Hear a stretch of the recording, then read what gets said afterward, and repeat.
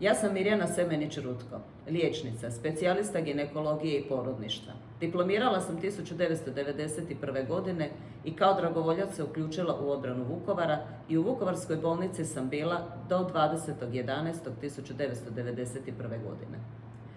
Nakon boravka u Vukovaru pridružila sam se 124. Vukovarskoj brigadi, a potom sam bila i u 10. domobranskoj pukovniji. Završila sam specijalizaciju za ginekologa i vratila sam se u Vukovar 1999. godine kada sam radila u Općoj bolnici Vukovar, a potom sam pri Domu zdravlja Vukovar i Ilok osnovala primarnu zdravstvenu zaštitu žena. 2004. godine sam otvorila svoju privatnu ginekološku ordinaciju, počela sam se baviti estetikom i intimnim zdravljem žena i muškaraca. Kandidirala sam se za županicu Vukovarsko-srijemske županije ispred stranke Hrvatski suverenisti, jer želimo pokazati da konačno žena treba reći svoje riječi, da konačno trebamo maknuti Vukovarsko-srijemsku županiju sa crnih kronika, da ne trebamo biti robovi određenih stvari koje se stalno ponavljaju. Crne kronike, nerazvijenost, prometna izoliranost, propadanje poljoprivrede, propadanje stočarstva, propadanje industrije, odlazak naših ljudi iz Vukovarsko-srijemske županije, odlazak mladih iz Vukovarsko-srijemske županije. Do kada ćemo to sve skupa trpjeti? Ne treba nam to.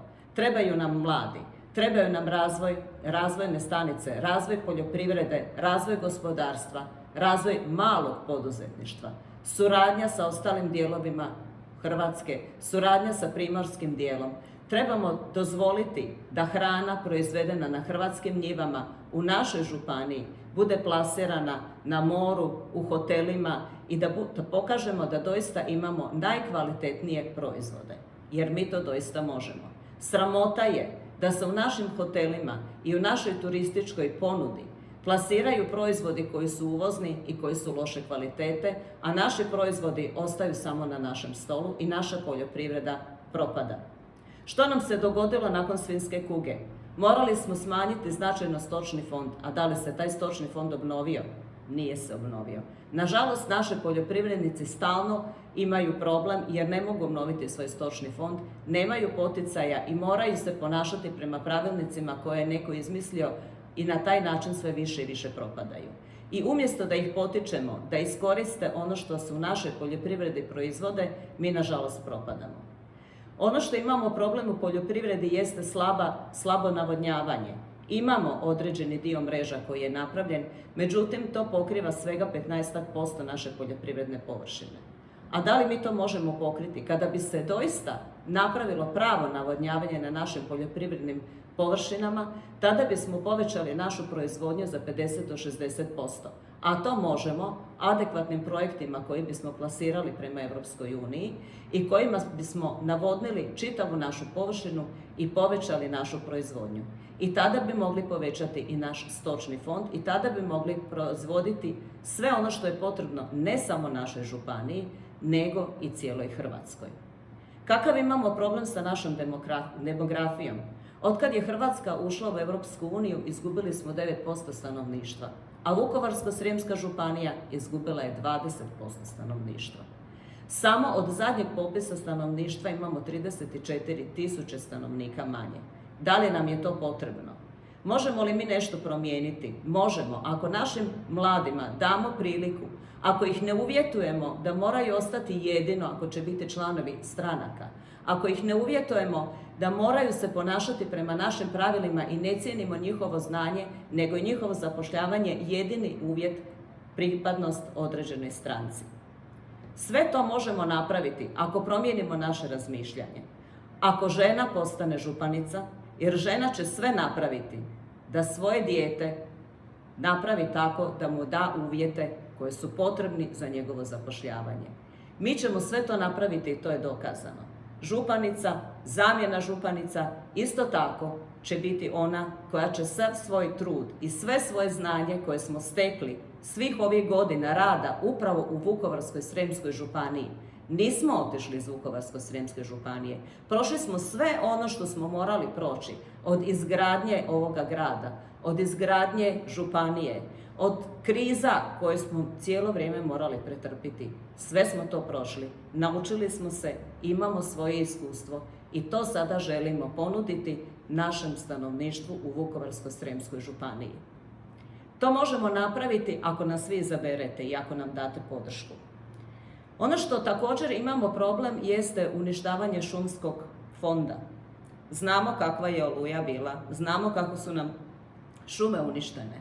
A da li mi to možemo doista obnoviti na adekvatan način? Nažalost, iz šumskog fonda u našu županiju ulazi jako malo novaca. I to je ono što nam je problem. Mi ne možemo plasirati naše drvo i naše proizvode na adekvatan način ako nemamo adekvatnu potporu, nego se to samo uzme i dalje negdje plasira. Znamo isto tako da imamo dobre izvore geotermalnih voda, imamo naftu, imamo plin, nažalost to sve skupa odlazi nekome drugome, a naša županija opet ostaje siromašna. Problem nam je prometna izoliranost. Kada kažem nekom, dođite u Vukovar, dođite u Ilok, kakav je odgovor? Pa joj, znate li vi gdje ste vi? Da, znamo gdje smo mi. Mi ovdje živimo. Ja ovdje živim 26 godina od kad sam se vratila, a živim 58 godina. Prema tome ja vrlo dobro znam gdje živim, znam koliko mi treba da sjednem u auto i dođem do Zagreba. I nije mi to problem. Da li je problem nekome doći iz Zagreba ovamo? Da li je problem ponuditi naše turističke proizvode koje su isto tako dobri, našu hranu koja je izvrsna, kvalitetna? Mi imamo sve ono što nam je potrebno. Imamo dobru zemlju, imamo dobru vodu. Imamo Dunav koji je prohodan 365 dana u godini. Ali nam fali prometna povezanost kako nam ne bi rekli da je problem naše poljoprivredne proizvode plasirati na moru, jer je problem upravo taj transport kako će ti proizvodi doći na more. Da li je potrebno da vlak od Vinkovaca do Zagreba putuje 7 sati, a znamo da je nekad putovao 2,5 sata? Da li je problem da se uvedu dodatne autobusne linije koje će putovati adekvatno vrijeme, a ne koje ćemo mi čekati i koje će kasniti po 2-3 sata? Da li je problem uvesti transportne mogućnosti da se naši proizvodi doista plasiraju tamo gdje trebaju biti? Imamo jako puno malih poljoprivrednih proizvođača i oni se stalno bore sa nekakvim nametima i sa dodatnim nemogućnostima da razvijaju svoje poslove. Naš je zadatak upravo takvim malim proizvođačima ponuditi da razviju svoju proizvodnju i da plasiraju svoje proizvode tamo gdje je to potrebno. Naš je zadatak da razvijemo našu razvojnu agenciju, da im napravimo projekte koji će proći u Europskoj uniji, da dobiju dodatne mogućnosti i dodatnu financijsku potporu i da budu konkurentni ne samo u Hrvatskoj, nego i izvan Hrvatske. Imamo toliko mogućnosti zaštititi naše proizvode, a nismo zaštitili naše proizvode. Nismo zaštitili naše poljoprivredne proizvode od mesnih proizvoda, od kolača, od nekakvih narodnih običaja kao što je zlatovez, recimo, što možemo zaštititi.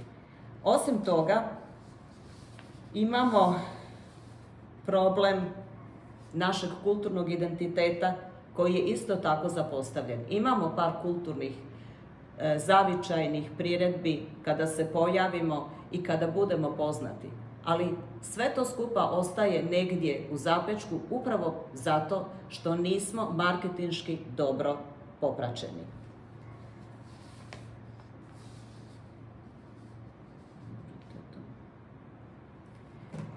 Nažalost, postali smo županija koja je županija starih. 30% našeg stanovništva je stanovništvo starije od 60 godina. To je ono što nas privredno može ugroziti, što nas gospodarski može ugroziti. Ali to starije stanovništvo, nažalost, živi na našem području bez svoje djece, jer su ta djeca otišla upravo zbog nemogućnosti nalaska adekvatnog posla. Naš zadatak je pobrinuti se i za to stanovništvo. Imamo manjak staračkih domova ili su ti starački domovi preskupi za njihove mirovine. To moramo popraviti, moramo na neki način pomoći tim starim ljudima da imaju adekvatnu zdravstvenu skrb, da im je lakše doći do liječnika, ali i da im je lakše doći do staračkih domova i da imaju adekvatan smještaj. Naravno, ono što nam je primarno i što ja znam kao ginekolog i kao liječnik, problem zdravstvene zaštite. Imamo 2 prekrasne bolnice koje su vrhunski opremljene. Imamo dom zdravlja koji je na području Vukovarsko-srijemske županije i nedostatak 16 liječnika obiteljske prakse. Što to znači? To znači da veliki broj stanovništva nema liječnika kod koga će doći ako imaju neki problem, nego da u tim ambulantama rade liječnici koji pokrivaju 3, 4 pa i 5 ambulanti, od toga da 2 sata rade u jednoj ambulanti, pa 2 sata rade u drugoj ambulanti, pa tako pokrivaju nekakvu 3. ambulantu na drugom kraju županije. Nijednog svog pacijenta ne poznaju, ne znaju o kome se radi jer svaki put dolaze u kontakt sa nekim novim pacijentom. To nije ono što je zamišljeno u primarnoj zdravstvenoj zaštiti. Moramo se pobrinuti da dovedemo mlade liječnike koji će biti zainteresirani za primarnu zdravstvenu zaštitu. Da bi se za to pobrinuli, moramo ih potaknuti. Ili ih potaknuti na taj način da im omogućimo dodatnu edukaciju, da razviju dodatne usluge i da budu adekvatno plaćeni za svoje usluge. Moramo stipendirati mlade koji će nam donijeti svoje znanje i koji će svojim pameću omogućiti razvoj gospodarske djelatnosti. Svjedoci smo da, nažalost, gospodarska djelatnost nam propada. Nekada smo imali velike tvornice na ovom području. Imali smo i proizvodnju hrane, imali smo proizvodnju vafla u Vukovaru. A sada nemamo ni jednu tvornicu koja se bavi prerađivačkom industrijom, nego naše proizvode plasiramo sirovine na drugim područjima. Umjesto da ih prerađujemo i da ih ponudimo kao prerađene proizvode, i ponudimo ih na drugim područjima, ne samo u Hrvatskoj, nego i izvan Hrvatske. Imamo jako puno posla. Moramo se maknuti sa crne kronike. Moramo maknuti razmišljanja o tome da smo mi tamo neka županija na kraju Hrvatske, da smo negativni, da smo srušeni, da se kod nas šeta sa oružjem i sa čakijama po gradu, da pucamo po njivama, izazivamo prometne nesreće. To nismo mi. Mi ono što želimo jeste razvijenu Vukovarsko-srijemsku županiju, jer ona to zaslužuje. Imamo sve što trebamo. Okruženi smo sa 4 glavna grada. Imamo 6 aerodroma u blizini sa kojima samo trebamo napraviti adekvatnu komunikaciju i omogućiti ljudima da komuniciraju sa svima onima kojima je potrebno. Možemo naći ulagače koji će nam doći iz drugih zemalja, možemo naći ulagače koji će nam doći iz dijaspore, ali im trebamo ponuditi ono što mi imamo, trebamo u njima tražiti poslovne partnere, a ne nekoga ko će nam donirati nešto i onda će otići i mi ćemo mu reći da nam više ne treba. Sve što nam treba imamo mi sami, ali toga moramo biti svjesni, jer Vukovarsko-srijemska županija je vrijedna županija i doista je dostojna biti adekvatan partner i temelj za hranu koju može ponuditi ne samo Hrvatskoj, nego i Europi pa i svijetu.